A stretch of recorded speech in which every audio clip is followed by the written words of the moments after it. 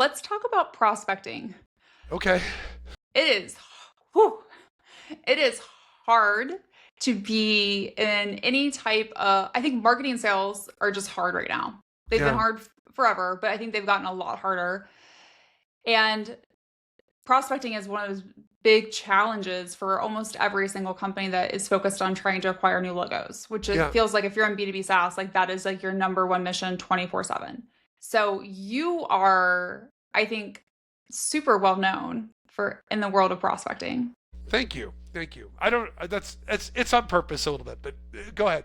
It's intentional. It's marketing. It's marketing. So But your yeah. branding is working. Um, but when you think about like the biggest challenges that companies face today with prospecting, like what do you think those are?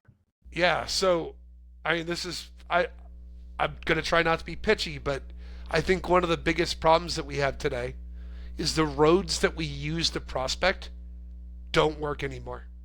Um, Do you think I'll, people realize that? Like, and honestly, realize it and accept it? Because the uh, data shows it.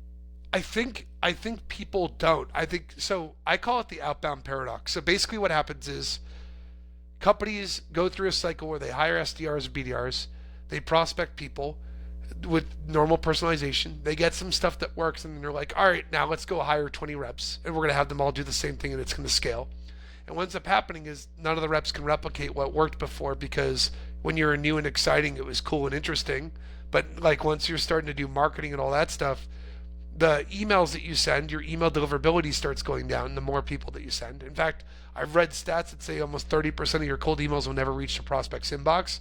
Another 30% won't even reach their main inbox. They'll go to the promotions tab or the product updates tab. And then the third bucket of it is like, so you have that. So email is a problem, but you know what else is a problem? If you go back 10 years ago, the average executive would spend 3 hours and 36 minutes in their inbox every day. Since 2020, that number has completely dipped. An average executive spends 38 minutes in their inbox every day.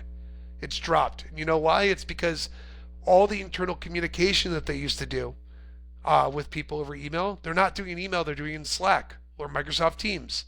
And you know what's not happening? Stephanie can't sell to me on my Microsoft Teams or Slack instance.